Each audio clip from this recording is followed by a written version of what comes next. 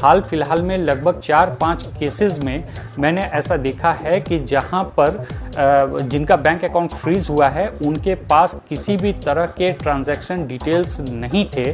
तो cyber cell ने खुद ही इनिशिएट करते हुए उन लोगों को इस बात की जानकारी दी कि अगर आपके पास कोई एविडेंस मौजूद नहीं है तो आप bank. Hello everyone and welcome to my channel judgements in criminal law. मैं हूं आपका होस्ट और दोस्त अमित कश्यप।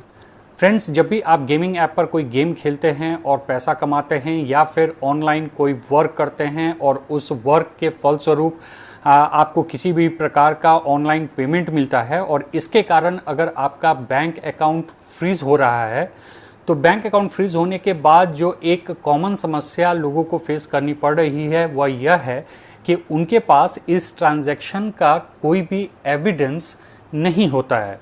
कहने का तात्पर्य यह है कि जब तक आप लोगों को इस बात का पता चल पाता है कि गेमिंग ऐप से कमाए पैसे के कारण या ऑनलाइन वर्क से कमाए गए पैसे के कारण आपका बैंक अकाउंट फ्रीज हुआ है, तब तक बहुत देर हो चुकी होती है। उन गेमिंग ऐप या वेबसाइट पर से सारे ट्रांजैक्शन डिटेल्स जो हैं उनको डिलीट कर दिया जाता है या फिर आपको उन ऐप्स या वेबसाइट पर ब्लॉक कर दिया जाता है और फिर आपका एक्सेस भी उस ऐप या गेमिंग ऐप पर नहीं रह पाता है, जिसके कारण आप कोई भी प्रकार का ट्रांजैक्शन डिटेल्स नहीं निकाल पाते हैं। कभी कभी ऐसा भी होता है कि भूलवश इन गेमिंग ऐप्स या वेबसाइट पर से आप खुद भी अपने पेमेंट ट्रांजैक्शन के डिटेल्स को डिलीट कर देते हैं। चाहे कारण जो भी हो,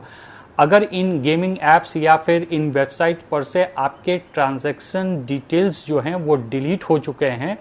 तो फिर जब भी आपका साइबर सेल से कांटेक्ट होगा और अगर साइबर सेल आपसे उस सस्पिशियस ट्रांजैक्शन के डिटेल्स के संबंध में जानकारी मांगेंगे, एविडेंस मांगेंगे, तो फिर एज अ एविडेंस आप साइबर सेल में क्या सबमिट करेंगे। आज का वीडियो इसी विषय पर है कि इस परिस्थिति में अगर साइबर सेल आपसे कोई एविडेंस मांगता है तो एज अ एविडेंस आप उनको क्या सबमिट करेंगे। तो चलिए स्टार्ट करते हैं अपना यह वीडियो।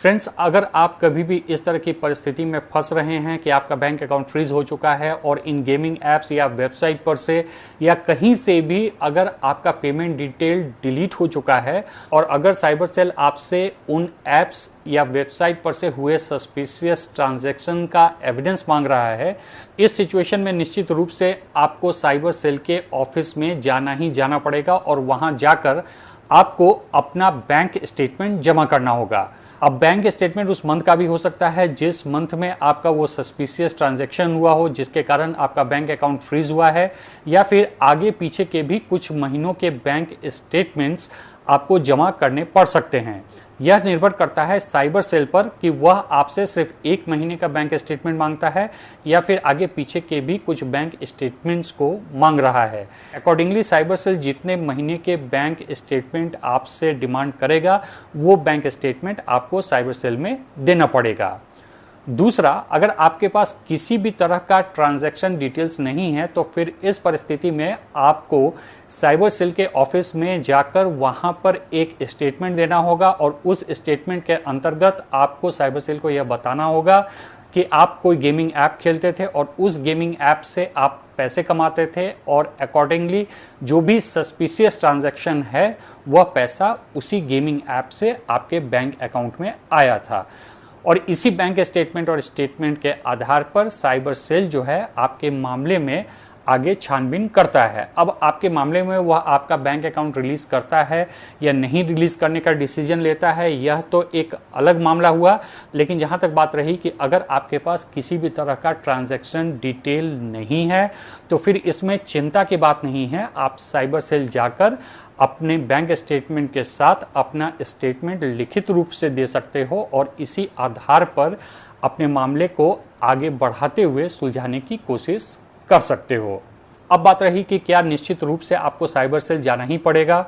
तो जी हाँ, निश्चित रूप से आपको साइबर सेल जाना पड़ेगा अगर आपके पास किसी भी तरह का कोई एविडेंस मौजूद नहीं है। और अगर आपको साइबर सेल को बैंक स्टेटमेंट के साथ लिखित रूप में अपना स्टेटमेंट देना है तो डेफिनेटली इस काम के लिए आपको उस साइबर सेल में जाना ही पड़ेगा, तभी साइबर सेल जो है वह आपका स्टेटमेंट जो है वह एक्सेप्ट करेगा। ईमेल, व्हाट्सएप या किसी भी इलेक्ट्रॉनिक मोड से साइबर सेल आपका स्टेटमेंट जो है वह एक्सेप्ट नहीं करता है। हाल फिलहाल में लगभग 4-5 केसेस में मैंने ऐसा देखा है कि जहां पर जिनका बैंक अकाउंट फ्रीज हुआ है उनके पास किसी भी तरह के ट्रांजैक्शन डिटेल्स नहीं थे, तो साइबर सेल ने खुद ही इनिशिएट करते हुए उन लोगों को इस बात की जानकारी दी कि अगर आपके पास कोई एविडेंस मौजूद नहीं है तो आप बैंक स्टेटमेंट दे दें, और बैंक स्टेटमेंट के साथ साथ जिनका भी बैंक अकाउंट फ्रीज हुआ है उस व्यक्ति को एक स्टेटमेंट देना होगा, और उस स्टेटमेंट में यह बताना होगा कि यह जो ट्रांजैक्शन है उन्होंने किससे लिया था या कहां से आया था और किस पर्पस से लिया गया था। अगर यह सारी जानकारी सही रूप में स्टेटमेंट के थ्रू वह व्यक्ति साइबर सेल को दे देता है तो साइबर सेल एविडेंस के अभाव में उस व्यक्ति के बैंक स्टेटमेंट के साथ साथ उसका स्टेटमेंट भी एक्सेप्ट कर लेता है और फिर उसी आधार पर अपने इन्वेस्टिगेशन को आगे जारी रखता है। इसलिए आप में से जिन लोगों का भी बैंक अकाउंट फ्रीज हुआ है और किसी तरह का ट्रांजैक्शन डिटेल नहीं है तो चिंता करने की बात बिल्कुल भी नहीं है। आशा करता हूं मेरा यह वीडियो आपको पसंद आया होगा और इन्फॉर्मेटिव लगा होगा। Thanks for watching.